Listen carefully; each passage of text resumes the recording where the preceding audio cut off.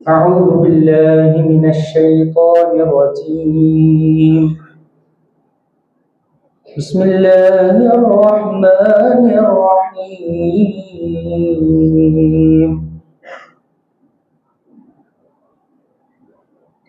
وقال الرسول يا رب إن قوم اتخذوا هذا القرآن مهجورا. صدق الله العلي العظيم.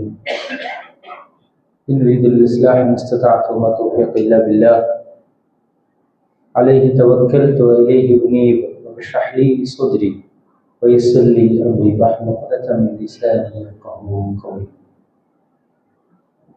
എത്രയും സ്നേഹാദരം നിറഞ്ഞ അള്ളാഹുവിൻ്റെ ദീനിന്റെ വഴിയിൽ ഏറ്റവും വിശുദ്ധവും സമ്പൂർണവുമായ ഈ ഒരു ആദർശ വ്യവസ്ഥയുടെ ഭാഗമാകാൻ സൗഭാഗ്യം സിദ്ധിച്ച സഹോദരിമാരെ സഹോദരന്മാരെ, റബ്ബ് സുബ്ഹാനഹു വ തആലയുടെ വിധി വിലക്കുകൾ ആത്മസംതൃപ്തിയോടെ ജീവിതത്തിൽ പുലർത്തി മുമ്പോട്ട് പോകണമെന്ന് ആദ്യം എന്നോടും പിന്നീട് നിങ്ങൾ ഓരോരുത്തരോടും ഉപദേശിക്കുകയാണ്, വസിയ്യത്ത് ചെയ്യുകയാണ്. അല്ലാഹു സുബ്ഹാനഹു വ തആല നമ്മെ അനുഗ്രഹിക്കുമാറാകട്ടെ.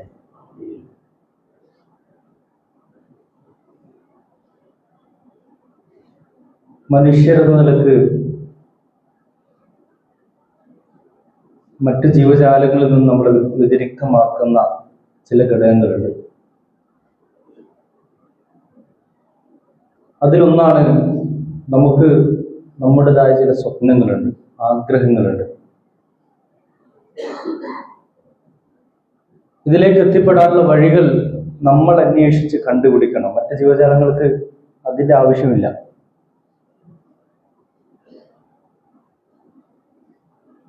നമ്മുടെ ജീവിതത്തിൽ ആഗ്രഹിക്കുന്നതൊക്കെ നേടിയെടുക്കാൻ, ജീവിതം സംതൃപ്തിയുള്ളതായി മാറാൻ, അതിനേക്കാൾ ഉപരി ഹദീസിൽ സൂചിപ്പിച്ചതുപോലെ അള്ളാഹുവിൻ്റെ ഏറ്റവും അടുത്ത ആളുകളും സ്വന്തക്കാരുമായി മാറാൻ സാധിക്കുന്ന, അതിന് നമ്മളെ ഹെൽപ്പ് ചെയ്യുന്ന ഒരു ടൂളിനെ കുറിച്ചാണ് ഇന്ന് ഈ ഖുതുബയിൽ സംസാരിക്കാൻ ആഗ്രഹിക്കുന്നത്. അതിനെക്കുറിച്ച് സംസാരിക്കുമ്പോൾ നമ്മളിവിടെ ഇരിക്കുമ്പോൾ നമ്മൾ വല്ലാതെ ആശങ്കപ്പെടുന്ന ചില കാര്യങ്ങളുണ്ട്. സവിശേഷമായിട്ട് ആധുനിക ലോകം കണ്ട വലിയൊരു വംശഹത്യ, അതിൻ്റെ ഏറ്റവും പീക്ക് ലെവലിൽ എത്തി നിൽക്കുന്ന മൊമെന്റുകളുടെ നമ്മൾ കടന്നു പോകുന്നുണ്ട്. എന്താണ് ഇതിന് പരിഹാരം?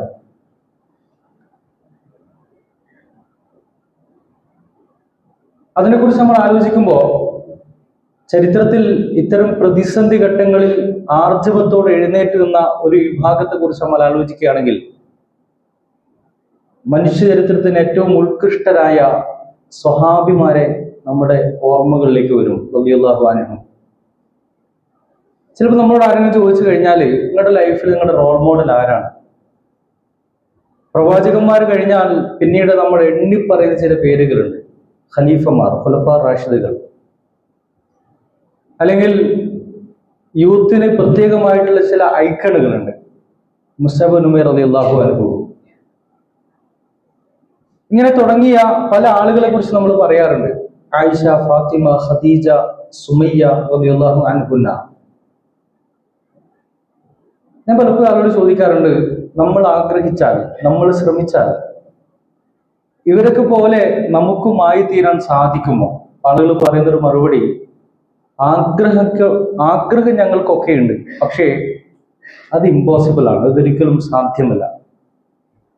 അങ്ങനെ കേൾക്കുമ്പോൾ നമുക്ക് ഫീൽ ചെയ്യാം അവർ സവിശേഷരായ ഒരു സൃഷ്ടികളാണോ എന്നൊരു ഫീല് നമ്മളിലേക്ക് വരും. നമ്മൾ കഴിഞ്ഞ ഖുതുബയിൽ സൂചിപ്പിച്ചിരുന്നു, റസൂലുള്ളാഹി സ്വല്ലല്ലാഹു അലൈഹി വസല്ലമയെ കുറിച്ച് അള്ളാഹുവിന്റെ ഹബീബ് പോലും പറയുന്നത് എന്താ? റസൂലുള്ളാഹി സ്വല്ലല്ലാഹു അലൈഹി വസല്ലം ഒരു മനുഷ്യനാണ്. സൂറത്തുൽ കഹ്ഫിലെ ഒരു ഉദ്ധരണ കൂടി പറഞ്ഞാൽ, ഖുൽ, പറഞ്ഞു കൊടുക്കുക, ഇന്നമാ അന ബശറും മിത്ലുക്കും, ഞാൻ നിങ്ങളെപ്പോൾ ഒരു മനുഷ്യനാണ്. സൂറത്തുൽ കഹ്ഫിൽ ഏറ്റവും അവസാന ഭാഗത്ത് പറയാണ്, ഇന്നമാ അന ബശറും മിത്ലുക്കും, ഞാൻ നിങ്ങളെപ്പോൾ ഒരു മനുഷ്യനാണ്, പക്ഷേ എനിക്കൊരു പ്രത്യേകതയുണ്ട്. യൂഹ ഇലയ്യ, എനിക്ക് വഹി കിട്ടി. യഥാർത്ഥത്തിൽ ഞാൻ നേരത്തെ സൂചിപ്പിച്ച നമ്മുടെ ജീവിതത്തിൽ നമ്മൾ ആഗ്രഹിക്കുന്ന സമാധാനം, സന്തോഷം, സാറ്റിസ്ഫാക്ഷൻ, അതിലേക്ക് എത്താൻ നമ്മളെ ഹെൽപ്പ് ചെയ്യുന്ന ടൂൾ എന്ന് ചോദിച്ചു കഴിഞ്ഞാൽ നബി സല്ലല്ലാഹു അലൈഹി വസല്ലം പറഞ്ഞല്ലോ, എന്നെ വ്യതിരിക്തമാക്കുന്ന ഘടകം എനിക്ക് കിട്ടുന്ന വഹ്യാണ്. അത് വളരെ പ്രധാനമാണ്. അങ്ങനെ പറയുന്നത് സ്വഹാബികളെ കുറിച്ച് നമ്മൾ ആലോചിക്കുമ്പോൾ നമ്മുടെ ഒക്കെ മനസ്സിൽ വരുന്ന ഒരു സംഗതിയുണ്ട്. അവർ ഒരു കാലത്ത് തിന്മയിൽ അഭിരമിച്ചൊരു സമൂഹമായിരുന്നെങ്കിലും, അവർ വളരെ മ്ലേച്ഛകരമായ കാര്യങ്ങൾ ഏർപ്പെട്ടുന്ന ഒരു സമൂഹമായിരുന്നെങ്കിലും, അവരുടെ കൂടെ ഹബീബുന മുഹമ്മദ് മുസ്തഫ സല്ലല്ലാഹു അലൈഹി വസല്ലമ ഉണ്ടായിരുന്നത് കൊണ്ട് അവർ അത്രയും ശ്രേഷ്ഠരായി തീർന്നു. പിന്നെ നമ്മൾ ഒന്ന് മനോഗതം ചെയ്യും, ഞാനും ഒന്ന് ജീവിച്ചിരുന്നെങ്കിൽ ഞാനും അവരെ പോലെ ആയേനെ, ഞാനും ബദ്റിൽ പങ്കെടുത്തേനെ, ഞാനും ഉഹുദിൽ ഞാൻ പങ്കെടുത്തേനെ എന്നൊക്കെ നമ്മളിങ്ങനെ മനോഗതം ചെയ്യും. പക്ഷെ അത്തരം അവസരങ്ങൾ വരുമ്പോൾ നമ്മൾ എത്ര പേര് കർമ്മപഥത്തിൽ ഇറങ്ങാറുണ്ടെന്ന് ചോദിക്കുമ്പോൾ അത് വലിയൊരു ക്വസ്റ്റ്യൻ മാർക്കായിട്ട് അവിടെ അവശേഷിക്കുകയും ചെയ്യും. ഞാൻ പറഞ്ഞു വരുന്നത്, ഒരിക്കലും ആ സമൂഹത്തിൽ ചരിത്രത്തിലെ വിപ്ലവകരമായ ഈ ഒരു ട്രാൻസ്ഫോർമേഷൻ, മാറ്റത്തിന്റെ കാരണം എന്ന് പറയുന്നത് നബി സല്ലല്ലാഹു അലൈഹി വസല്ലമയുടെ കേവലം ഫിസിക്കൽ പ്രസൻസ്, ഭൗതിക സാന്നിധ്യമായിരുന്നില്ല. അങ്ങനെ ആയിരുന്നെങ്കിൽ ചിലപ്പം നമ്മൾ തന്നെ അറിയാതെ നമ്മോട് ചോദിക്കും, എന്തുകൊണ്ട് അല്ലാഹു അവർക്ക് ആ വലിയ അനുഗ്രഹം കൊടുത്തു, എനിക്ക് തന്നില്ല എന്നൊരു ചോദ്യം നമുക്കിടയിൽ ഉണ്ടാകും. നമ്മുടെ പടച്ചവൻ എന്തൊരു അനീതി ചെയ്ത ഒരു ഫീലിംഗ് അറിയാതെ നമ്മൾ വന്നു പോകാൻ സാധ്യതയുണ്ട്. പക്ഷെ നമുക്ക് ബോധ്യമുണ്ട്, സർവശക്തനായ നാഥൻ ഒരിക്കലും എന്നോട് അനീതി ചെയ്യുകയില്ല. ഒന്നുകൂടി ബോധ്യപ്പെടാൻ നബി സല്ലല്ലാഹു അലൈഹി വസല്ലമ ആ സൊസൈറ്റിയിൽ ജീവിക്കുമ്പോൾ അള്ളാഹുവിന്റെ ഹബീബ് സല്ലല്ലാഹു അലൈഹി വസല്ലമയുടെ ഒരു ക്രെഡിബിലിറ്റി എന്താണെന്ന് ചോദിച്ചു കഴിഞ്ഞാൽ, ഖുർആൻ പഠിപ്പിക്കുന്ന ഒരു സംഗതിയുണ്ട്, ഇന്നക ലഅലാ ഖുലുഖിൻ അദീം, ഉന്നതമായ സ്വഭാവ ഗുണമാണ്. അതിനെക്കുറിച്ച് ആർക്കും സംശയമില്ല. എന്നാൽ നബി സല്ലല്ലാഹു അലൈഹി വസല്ലമ 40-ാം വയസ്സ് വരെ ആ സമൂഹത്തിൽ ജീവിച്ചല്ലോ. അന്ന് അള്ളാഹുവിന്റെ ഹബീബിനുണ്ടായ ഏറ്റവും വലിയ ടെൻഷൻ എന്താ? തന്നെ കുറിച്ച് ആലോചിച്ചിട്ടില്ല, മറിച്ച് ഈ സമൂഹത്തിന്റെ വഴികേടിനെ കുറിച്ച് ആലോചിച്ചാണ് ടെൻഷൻ അടിക്കുന്നത്. അങ്ങനെയാണ് ഹിറാ ഗുഹയിൽ പോയിരിക്കുന്നത്, നമുക്കറിയാം. ആ സമൂഹത്തിന്റെ മാറ്റം കൊതിച്ചിരുന്നു, എന്തും ചെയ്യാൻ തയ്യാറായിരുന്നു, അതിനുവേണ്ട സ്വഭാവ ഗുണങ്ങൾ അദ്ദേഹത്തിന് ഉണ്ടായിരുന്നു. പക്ഷേ ഞാൻ ചോദിക്കട്ടെ, ഒന്ന് ചിന്തിച്ചു നോക്ക്, 40-ാം വയസ്സിന് മുമ്പിൽ ആ സമൂഹത്തിൽ എന്തെങ്കിലും ഒരു മാറ്റം ഉണ്ടായതായിട്ട് നമുക്ക് കാണാൻ കഴിയുമോ? മാറ്റം തുടങ്ങുന്നത് എപ്പോഴാണ്? അവിടെയാണ് യഥാർത്ഥത്തിൽ വിശ്വാസികൾ എന്ന നിലക്ക് നമ്മൾ ഫോക്കസ് ചെയ്യേണ്ടത്. 40-ാം വയസ്സിൽ നബി സല്ലല്ലാഹു അലൈഹി വസല്ലം നേരത്തെ പറഞ്ഞതുപോലെ, ഇന്നമാ അന ബശറും മിസ്ലുക്കും, ഞാൻ നിങ്ങളെപ്പോലുള്ള ഒരു മനുഷ്യനാണ്, പക്ഷേ എനിക്കൊരു പ്രത്യേകതയുണ്ട്, യൂഹാ ഇലയ്യ, എനിക്ക് വഹി കിട്ടി. യഥാർത്ഥത്തിൽ ഈ വഹീന്റെ ആരംഭമാണ് ആ സമൂഹത്തിൽ വലിയ വിപ്ലവകരമായ മാറ്റങ്ങൾക്ക് നാന്ദി കുറിച്ചതെന്ന് ചരിത്രം പഠിക്കുമ്പോൾ നമുക്ക് മനസ്സിലാക്കാൻ സാധിക്കും. വിശുദ്ധ ഖുർആന്റെ അവതരണം എന്ന് പറഞ്ഞാൽ, അല്ലാഹു സുബ്ഹാനഹു വ തആല, മനുഷ്യരുടെ സൃഷ്ടാവായ ക്രിയേറ്ററായ അല്ലാഹു മനുഷ്യന്റെ ജീവിത വിജയത്തിലേക്കുള്ള വഴി, മാർഗം നിർദ്ദേശിച്ചു കൊടുക്കുന്ന ആ കർമ്മരേഖ, അതിന്റെ അവതരണമാണ് യഥാർത്ഥത്തിൽ ആ സമൂഹത്തിന്റെ മാറ്റത്തിന്റെ കാരണമെന്ന് നമുക്ക് ചരിത്രം പഠിക്കുമ്പോൾ ബോധ്യപ്പെടുന്ന ഒന്നാണ്. എത്രത്തോളം ചോദിച്ചു കഴിഞ്ഞാൽ, അതിൻ്റെ ഒരു ഡെപ്തിലേക്ക് നമ്മൾ മനസ്സിലാക്കുമ്പോൾ ഹബീബുന മുഹമ്മദ് മുസ്തഫ സല്ലല്ലാഹു അലൈഹി വസല്ലമയെ കുറിച്ച് പോലും അദ്ദേഹത്തെ ഏറ്റവും അടുത്തറിയുന്ന ആളുകൾ, സവിശേഷമായിട്ട് നമ്മുടെ ഉമ്മയായ ആയിഷ റളിയല്ലാഹു അൻഹയുടെ അടുക്കൽ വന്നിട്ട് സ്വഹാബികൾ ചോദിക്കുന്നുണ്ട്, മക്കാന ഖുലുഖു റസൂലുള്ളാഹി സ്വല്ലല്ലാഹു അലൈഹി വസല്ലം, സല്ലല്ലാഹു അലൈഹി വസല്ലമയുടെ ഈ ഒരു ക്യാരക്ടർ, ഈ സ്വഭാവം എങ്ങനെ രൂപപ്പെട്ടു, അല്ലെ? എവിടുന്ന് അത് കിട്ടിയത്? നമ്മളൊക്കെ ചിലപ്പോ ലൈഫിൽ ഒന്ന് വളരാൻ ആഗ്രഹിക്കുന്നെങ്കിൽ, ഒന്ന് നമ്മൾ പേഴ്സണാലിറ്റി ഡെവലപ്പ് ചെയ്യണം, എൻ്റെ ലീഡർഷിപ്പ് ക്വാളിറ്റി എന്ത് ചെയ്യണം, ഡെവലപ്പ് ചെയ്യണം, എൻ്റെ ബിസിനസ് ഒന്ന് സ്കെയിലപ്പ് ചെയ്യണം, എനിക്ക് നെക്സ്റ്റ് ലെവലിലേക്ക് കൊണ്ടുപോകണം, ഇങ്ങനെ ലൈഫിൽ എന്തെങ്കിലും ഒരു മാറ്റം ആഗ്രഹിക്കുന്ന ആളുകൾ എന്താ ചെയ്യാം? ആരെ ഇതിന് പറ്റാം, അല്ലെ? അല്ലെങ്കിൽ നമ്മുടെ സ്ഥാപനത്തിൽ ജോലിക്കാർക്ക് ഒരു മോട്ടിവേഷൻ കൊടുക്കണം, അവരുടെ കഴിവുകൾ വളർത്തിയെടുക്കണം. അപ്പൊ നമ്മൾ അന്വേഷിക്കും, ഇതിന് പറ്റുന്ന നല്ലൊരു ട്രെയിനർ ആരാ ഉള്ളത്. ഈ അർത്ഥത്തിൽ നമ്മൾ അതിന് ചില സോഴ്സുകളെ കുറിച്ച് അന്വേഷണം നടത്തും. പക്ഷെ നബി സല്ലല്ലാഹു അലൈഹി വസല്ലമയെ കുറിച്ച് പറയുന്നത്, ആയിഷ റളിയല്ലാഹു അൻഹയുടെ അടുക്കൽ വന്ന് സ്വഹാബികൾ ചോദിക്കുന്നുണ്ട്, മക്കാന ഖുലുഖു റസൂലുള്ളാഹി സ്വല്ലല്ലാഹു അലൈഹി വസല്ലം, നബി സല്ലല്ലാഹു അലൈഹി വസല്ലമയുടെ സ്വഭാവം എങ്ങനെയാണ് ഇത്രയും ഉത്കൃഷ്ടമായത്? ഒന്ന് ആലോചിച്ച് നോക്ക്. ഞാൻ പലപ്പോഴും ചിന്തിച്ചിട്ടുണ്ട്, ആയിഷ റളിയല്ലാഹു പറയായിരുന്നില്ല എന്ത്, അത് ചെറുപ്പം മുതൽ അങ്ങനെ വളർന്നതാണ്, അത് ഓട്ടോമാറ്റിക്കലി ഉണ്ടായതാണ് എന്ന് പറയാമായിരുന്നില്ലേ? ചെറുപ്പം മുതൽ തന്നെ ഏറ്റവും ഉത്കൃഷ്ടനായ മനുഷ്യനായിട്ടാണ് ഹബീബുന മുഹമ്മദ് മുസ്തഫ സല്ലല്ലാഹു അലൈഹി വസല്ലം വളരുന്നത്. എന്നിരുന്നാൽ പോലും ആയിഷ റളിയല്ലാഹു പറയുന്ന ഒറ്റ ചോദ്യമാണ്, അലസ്തും തഖറഉൽ ഖുർആൻ, മക്കളെ നിങ്ങൾ ഖുർആൻ ആശയം ഗ്രഹിച്ച് വായിക്കാറുണ്ടോ? ഒറ്റ ചോദ്യമാണ്. നഅം എന്ന് പറഞ്ഞപ്പോ ആയിഷ റളിയല്ലാഹു പറയുന്നത് എന്താ, ഇവൻ നബി സല്ലല്ലാഹു അലൈഹി വസല്ലമയുടെ പോലും എല്ലാവിധ ക്വാളിറ്റികളും ഉണ്ടായത് എവിടുന്നാണ്? ഖുർആൻ, അത് ഖുർആനിലൂടെയാണ്. എന്ന് പറഞ്ഞാൽ അള്ളാഹു സുബ്ഹാനഹു വ തആല നൽകിയ മാർഗദർശനത്തിലൂടെയാണ് അള്ളാഹുവിന്റെ ഹബീബ് സല്ലല്ലാഹു അലൈഹി വസല്ലമയെ പോലും ജീവിതത്തിൽ പരിവർത്തനം ഉണ്ടാക്കിയത്. ഒരു ഉദാഹരണം പറഞ്ഞാൽ സൂറ ആൽ ഇംറാനിൽ അള്ളാഹു സുബ്ഹാനഹു വ തആല നബി സല്ലല്ലാഹു അലൈഹി വസല്ലമയുടെ ലീഡർഷിപ്പ് ക്വാളിറ്റിയെ കുറിച്ച് പറയുന്നത്. നമ്മൾ പൊതുവെ ലീഡേഴ്സിനെ കുറിച്ച് മനസ്സിലാക്കലുണ്ട്. എന്താണ് വാട്ട് ഈസ് ലീഡർഷിപ്പ് എന്നതിന് ജോൺ സി മാക്സ്വെൽ പറയുന്ന ഒരു ഡെഫിനിഷൻ ഉണ്ട്. Leadership is influence, nothing more nothing less. എന്ന് പറഞ്ഞാൽ ഒരു നല്ല ലീഡറുടെ ക്വാളിറ്റി എന്നാ, നിങ്ങൾക്ക് ഒരാളെ ഇൻഫ്ലുവൻസ് ചെയ്യാൻ പറ്റുവാണെങ്കിൽ അത് ആരുമാകാം, വീട്ടിലാകാം, ജോലി സ്ഥലത്താകാം, സൊസൈറ്റിയിലാവാം. നിങ്ങളിൽ ആരെങ്കിലും ആകർഷിക്കപ്പെടുന്നുണ്ടെങ്കിൽ, നിങ്ങൾക്ക് ആരെങ്കിലും സ്വാധീനിക്കാൻ കഴിയുമെങ്കിൽ ദെൻ നിങ്ങൾ നല്ലൊരു ലീഡറാണ്. അപ്പൊ നബി സല്ലല്ലാഹു അലൈഹി വസല്ലമയെ കുറിച്ച് ഖുർആൻ പഠിപ്പിക്കുന്ന എന്താ? ഫബിമാ റഹ്മത്തിൻ മിനല്ലാഹി ലിൻത ലഹും. അതിൽ ഫസ്റ്റ് പറയുന്ന കാര്യം നമ്മൾ പരിശോധിക്കണം. അള്ളാഹുവിന്റെ റഹ്മത്ത് കൊണ്ടാണ് താങ്കൾ ആളുകളോട് സൗമ്യമായി പെരുമാറുന്നത്. അള്ളാഹുവിന്റെ റഹ്മത്താണ് ഏറ്റവും പ്രധാനം. വലൗ കുൻത ഫല്ലൻ ഗലീദൽ ഖൽബി, താങ്കൾ പരുഷ പ്രകൃതനായിരുന്നുവെങ്കിൽ ലം ഫല്ലു മിൻ ഹൗലിക്, ഈ ജനം താങ്കളിൽ നിന്ന് അകന്നു പോകുമായിരുന്നു. എന്നിട്ട് സ്വീകരിക്കേണ്ട ചില സമീപനങ്ങളെ കുറിച്ച് പറയുകയാണ്. ഞാനത് വിശദീകരിക്കുന്നില്ല. പക്ഷെ ഇവിടെ പറയുന്ന പ്രധാനപ്പെട്ട പോയിന്റ് എന്താണ്? ഈ ഒരു ക്വാളിറ്റി എവിടുന്ന് കിട്ടിയെന്ന് വെച്ച് കഴിഞ്ഞാൽ അത് അള്ളാഹു കൊടുത്തതാണ്. അത് അള്ളാഹു എങ്ങനെ കൊടുത്തു ചോദിക്കുന്നു കഴിഞ്ഞാൽ അത് വഹയിലൂടെ, വിശുദ്ധ ഖുർആനിലൂടെ പകർന്നു കൊടുത്തതാണ്. നബി സല്ലല്ലാഹു അലൈഹി വസല്ലമ ഈ ഖുർആന്റെ അടിസ്ഥാനത്തിൽ ഒരു സമൂഹത്തെ വളർത്തിയെടുക്കാൻ ശ്രമിച്ചപ്പോ ആട്ടിടയന്മാരും കച്ചവടക്കാരുമായിരുന്ന ആ സമൂഹം ലോക ചരിത്രത്തിലെ തന്നെ മാലിഫി തരിയക്കല് ഗ്രന്ഥകാരൻ പറയുന്നുണ്ട്, മനുഷ്യ ചരിത്രത്തിലെ ഏറ്റവും ഉത്കൃഷ്ടമായ ഒരു സമൂഹം, ഒരു ഗ്രൂപ്പ് ഓഫ് പീപ്പിൾ. അദ്ദേഹം പറയുന്നത് അതിനു മുമ്പോ ശേഷമോ വ്യക്തികൾ വന്നിരിക്കാം, പക്ഷേ ഇത്രയും ഉത്കൃഷ്ടമായ ഒരു സമൂഹത്തെ പിന്നീട് ഒരിക്കലും കാണാൻ സാധിച്ചിട്ടില്ല. യഥാർത്ഥത്തിൽ അവരെങ്ങനെ ഉണ്ടായെന്ന് ചോദിച്ചു കഴിഞ്ഞാൽ അത് ഖുർആനിലൂടെയാണെന്നാണ് വിശുദ്ധ ഖുർആനും തിരുസുന്നത്തും നമ്മളെ പഠിപ്പിക്കുന്നത്. അതുകൊണ്ടാണ് ഉസ്മാൻ റളിയല്ലാഹു അൻഹു റിപ്പോർട്ട് ചെയ്യുന്ന ഹദീസിൽ പറഞ്ഞത്, ഖൈറുക്കും മൻ തഅല്ലമൽ ഖുർആന വഅല്ലമ, നിങ്ങൾ ഏറ്റവും ഉത്കൃഷ്ടർ ഖുർആൻ പഠിക്കുകയും പഠിപ്പിക്കുകയും ചെയ്യുന്നവരാണ്. നിങ്ങൾക്ക് നമ്മൾ വിചാരിക്കുന്നത് വെച്ച് കഴിഞ്ഞാൽ അത് പ്രാചീന കാലല്ലേ അല്ലെ? ചില ആളുകൾ പറയും 6-ാം നൂറ്റാണ്ടിലാണല്ലോ, അന്ന് വേറെന്താ ഉള്ളത് അല്ലെ? ഇന്ന് ആധുനിക ലോകമാണ്, അങ്ങനെ ആളുകൾ പറയുമല്ലോ. 21st സെഞ്ചുറി ആണ്, പലവിധ വൈജ്ഞാനികമായിട്ടുള്ള പല വളർച്ച ഉണ്ടായിട്ടുണ്ട്, ടെക്നോളജി ഡെവലപ്പ് ചെയ്തിട്ടുണ്ട്. അത് അന്ന് വേറൊന്നും ഇല്ലാത്തത് കൊണ്ടായിരിക്കുമല്ലോ എന്നൊരു നോഷൻ നമുക്കിടയിൽ ആരൊക്കെയോ പറഞ്ഞ് പഠിപ്പിച്ചിട്ടുണ്ട്. നമ്മൾ മനസ്സിലാക്കേണ്ടത്, നബി സല്ലല്ലാഹു അലൈഹി വസല്ലമ ഈ ഖുർആനിലൂടെ ഒരു സൊസൈറ്റിയെ വളർത്തിയെടുക്കാൻ ശ്രമിച്ചത് അതിലൊരു കാർക്കശ്യത്തെ കുറിച്ച് മനസ്സിലാക്കാനാണെങ്കിൽ ഒരിക്കല് ഉമർ ബിൻ ഖത്താബ് റളിയല്ലാഹു അൻഹുവിന്റെ കയ്യിൽ തൗറാത്തിന്റെ കോപ്പി കാണുന്നുണ്ട്. റസൂലുള്ളാഹി സ്വല്ലല്ലാഹു അലൈഹി വസല്ലം ആരുടെ കയ്യിലാ? ഉമർ അൻഹുവിന്റെ കയ്യിൽ. നബി സല്ലല്ലാഹു അലൈഹി വസല്ലം ദേഷ്യപ്പെട്ട് പറയുന്നുണ്ട്, മാറ്റിവെക്കാൻ പറയാണ്. എന്നിട്ട് പറയുന്നുണ്ട്, ലൗ കാന മൂസ ബൈന അൽഹുരിക്കും, സാക്ഷാൽ മൂസ അലൈഹിസ്സലാം ഇന്നുണ്ടെങ്കിൽ എന്തേ നിർവാഹമുള്ളൂ? എന്നെ ഈ ഖുർആനെ പിന്തുടരാൻ. മാറ്റിവെക്കാൻ പറഞ്ഞു.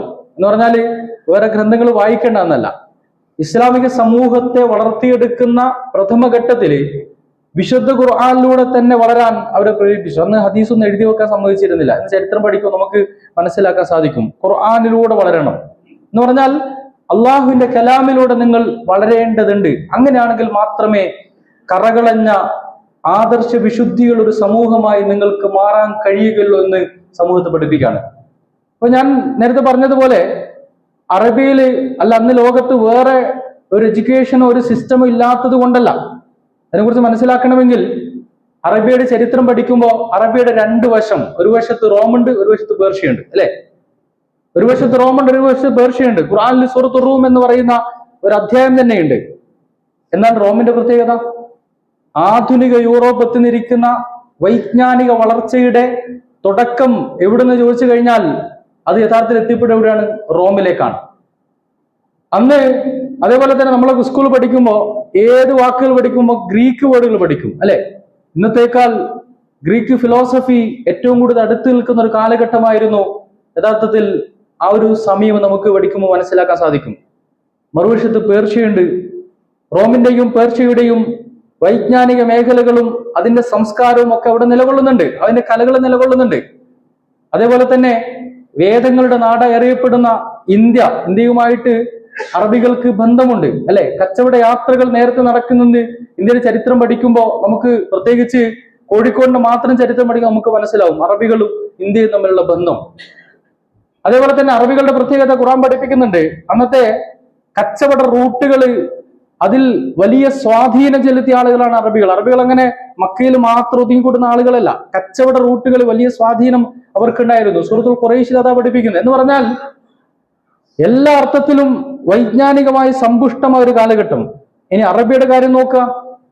സെമിറ്റിക് മതങ്ങളായ ജൂതമതവും ക്രിസ്ത്യാനിറ്റിയും അത് ഇന്നത്തേക്കാൾ ഒരർത്ഥത്തിൽ അതിന്റെ അന്തസ്സത്തെ പൂർണ്ണമായി നഷ്ടപ്പെടാൻ ചില വ്യക്തികൾ അന്നും നമുക്ക് വറക്കത്തു നൗഫലിനെ പോലെ ആളുകളെ അറിയാം, യഥാർത്ഥത്തിൽ ആ സമൂഹത്തിൽ ഉണ്ടായിരുന്നു. ഇതൊക്കെ ഉണ്ടായിരിക്കുകയാണ് നബി സല്ലല്ലാഹു അലൈഹി വസല്ലം പറയുന്നത്, നിങ്ങൾ ഈ ഖുർആനിലൂടെ വളരേണ്ടതുണ്ട്, എങ്കിൽ മാത്രമേ നിങ്ങൾക്ക് ലോകത്തെ അതിജയിക്കാൻ സാധിക്കുള്ളൂ. ഹദീസിൽ എന്താ പറയുന്നത്?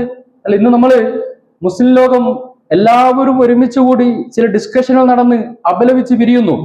കൃത്യമായ ആക്ഷൻ എടുക്കാൻ പോലും ത്രാണിയില്ലാതെ ഒരു സമൂഹം എന്ന് പറഞ്ഞാൽ ലോകത്തെ നയിക്കേണ്ട, ലോകത്തെ നന്മയിലേക്ക് കൈപിടിച്ചേർത്തേണ്ട ഒരു സമൂഹത്തിന്റെ പ്രതിനിധികൾ ഈ അർത്ഥത്തിൽ ദുർബലരമായി പോകുന്ന കാലഘട്ടത്തിൽ നബി സല്ലല്ലാഹു അലൈഹി വസല്ലം മക്കയില് ഒരർത്ഥത്തിൽ ആ സമൂഹത്തില് ഗതി കിട്ടാതെ എന്ന് മറ്റുള്ളവർ വിചാരിക്കുന്നു. ആ ഘട്ടത്തിൽ കടന്നു പറഞ്ഞ എന്താണ്? ഖുലു ലാ ഇലാഹ ഇല്ലല്ലാഹ് തദീനു ലക്കുമുൽ അറബു തഖ്ലഉ ലക്കുമുൽ അജം. നിങ്ങൾ ലാ ഇലാഹ ഇല്ലല്ലാഹ് പ്രഖ്യാപിച്ചു നോക്ക്, അറബ് ലോകവും അനറബ് ലോകവും നിങ്ങൾക്ക് കീഴ്പ്പെടും. സഹോദരി സഹോദരന്മാരെ, ഞാൻ പറഞ്ഞു വന്നത് യഥാർത്ഥത്തിൽ നമുക്ക് അള്ളാഹു നൽകിയ മഹത്തായ അനുഗ്രഹം, ഈ വിശുദ്ധ ഖുർആനെ നമ്മൾ മുറുകെ പിടിക്കണം. ഹബ്ബ് റസൂലിനെ കുറിച്ച് നമ്മൾ എത്ര സംസാരിക്കുമ്പോഴും ഖുർആനെ മാറ്റി നിർത്തിക്കൊണ്ട് ഹബ്ബ് റസൂലിനെ കുറിച്ച് നമുക്ക് സംസാരിക്കാൻ കഴിയുകയില്ല. ഖുർആൻ എത്രത്തോളം നമ്മൾ മുറുകെ പിടിക്കുന്നുവോ അതിലൂടെയാണ് നമുക്ക് യഥാർത്ഥത്തിൽ അള്ളാഹുവിന്റെ ഹബീബിന്റെ സല്ലല്ലാഹു അലൈഹി വസല്ലം അനുയായികളായി മാറാൻ സാധിക്കുക. സൂറത്തുൽ ഫുർഖാനില് നാളെ പരലോകത്ത് നമ്മൾ വലിയൊരു സ്വപ്നം കാണുന്നത് എന്താ? സ്വർഗത്തിലെ പരിമളത്തെക്കാളും സ്വർഗത്തിലെ ആസ്വാദനങ്ങളെക്കാളും നമ്മൾ സ്വപ്നം കാണുന്ന കാര്യം എന്താ? അള്ളാഹുവിന്റെ അർശിന്റെ തണലിൽ നമുക്ക് ഹബീബുന മുഹമ്മദ് മുസ്തഫ സല്ലല്ലാഹു അലൈഹി വസല്ലമയുടെ കൂടെ ഒരുമിക്കണം. ഇതാണ് നമ്മുടെ സ്വപ്നം, ഇതായിരിക്കണം നമ്മുടെ സ്വപ്നം. പക്ഷേ നാളെ അള്ളാഹുവിന്റെ ഹബീബ് സല്ലല്ലാഹു അലൈഹി വസല്ലമ മാറ്റി നിർത്തുന്ന ചില ആളുകളുണ്ട്. സൂറത്തുൽ ഫുർഖാൻ അള്ളാഹു പറയാണ്, വഖാല റസൂൽ യാ റബ്ബി ഇന്ന ഖൗമി ഇത്തഖദൂ ഹാദൽ ഖുർആന മഹ്ജൂറ. അള്ളാഹുവിന്റെ ഹബീബ് പറയും, എന്താ പറയാന്നോ? ചിലപ്പോൾ നമ്മൾ ഭയങ്കര പ്രതീക്ഷയോടെ ആയിരിക്കും ചെല്ല. റസൂലുള്ളാഹി സ്വല്ലല്ലാഹു അലൈഹി വസല്ലം പറയും, പടച്ചവനെ, എന്റെ ഈ ഖൗം ഈ ഖുർആനെ പരിഗണിക്കേണ്ട വിധം പരിഗണിച്ചില്ല, ചേർത്ത് വെച്ചില്ല. അപ്പൊ അപ്പോഴും പിശാച് തോന്നിപ്പിക്കുന്നത് ഖുർആൻ പഠിപ്പിക്കുന്നുണ്ട്, സയ്യൻ ലഹും ശൈത്വാന അഅമാലഹും. ശൈത്താന് നമ്മുടെ അമലുകൾ ഭയങ്കര സംഭവം തോന്നിപ്പിക്കും. ഇങ്ങനൊക്കെ മതി, ഇങ്ങനൊക്കെ പോയാൽ മതി, സ്വർഗം നമുക്ക് ഉറപ്പാം. ഞാൻ ചോദിക്കട്ടെ, വിശുദ്ധ ഖുർആൻ നമുക്ക് ജീവിക്കാനുള്ളതാണെങ്കിൽ, അത് നമുക്ക് മാർഗദർശനമാണെങ്കിൽ, ഇവിടെ ഇരിക്കുന്ന എത്ര പേർക്ക് പറയാൻ പറ്റും ഖുർആന്റെ ഒരു 5% അള്ളാഹു എന്നോട് എന്ത് പറയുന്നു എനിക്ക് ബോധ്യമുണ്ടെന്ന് എത്ര പേർക്ക് പറയാൻ പറ്റും? അല്ലെ?